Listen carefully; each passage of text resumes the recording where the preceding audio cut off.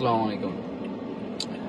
President Trump আসলেই ইমিগ্রেন্টদের জন্য খুবই স্ট্রিক্ট একটা পার্সন হয়ে উঠছে। অ্যান্ড রিসেন্টলি যেটা দেখলাম, লাইক এখানে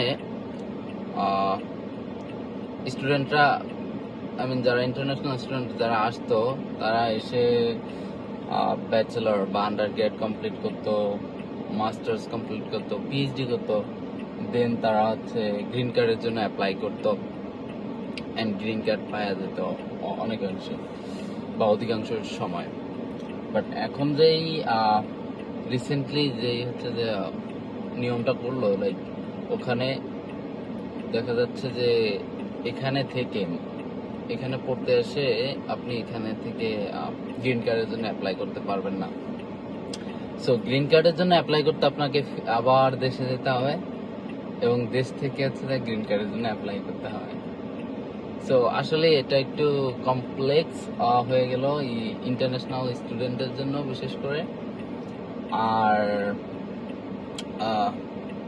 যারা এখানে লাইক আগে এরকম ইন্টেনশনে আসতো যে এখানে আইসা পড়াশোনা কমপ্লিট করে ওই ভিসা অফিসারকে জাস্ট বলতো যে I will return to my country after completing my graduation, but অন্তরে ভাবতো যে গ্রিন কার্ড নিবে এখানে আইসা বা এখানে সেটেল হয়ে যাবে, ওই সুবিধাটা আর কি ক্যান্সেল হয়ে গেল। যাই হোক, তারপরও আমি জানি না কতটুকু সম্ভব লাইক দেশে ফেরত গিয়ে আবার গ্রিন কার্ডের জন্য অ্যাপ্লাই করে সাকসেস হওয়া বা ফেরত আসা।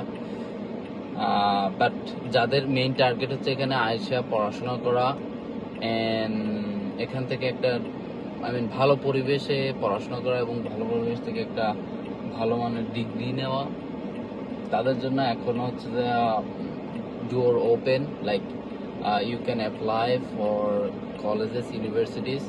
বাট আরেকটা পয়েন্ট যে এখন ভিসা একটু রেশিওটা মেবি কম, সো অনেকে ফ্রাস্ট্রেটেড হয়ে যায়।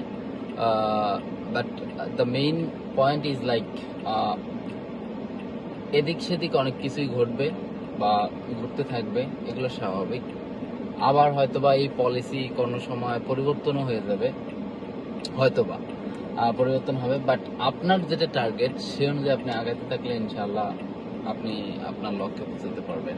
সো যারা অ্যাপ্লিকেন্ট আছেন এখানে বা এখানে আসতে চাচ্ছেন ইউএস এর দিকে, তারা যদি মনে করেন যে গ্রিন কার্ডের উপর একটা ইস্যু ক্রিয়েট হয়েছে এর জন্য আপনি এখানে অ্যাপ্লাই করবেন না, আই উড সে যে এটা হয়তো আপনার একটা গুড ডিসিশন না। আর আপনি যদি চান যে আপনি এখানে আসবেন, এখানে পড়বেন, এখানে একটা স্কলারশিপ নিয়ে আসবেন, আপনার জন্য এখন door open, that's the point.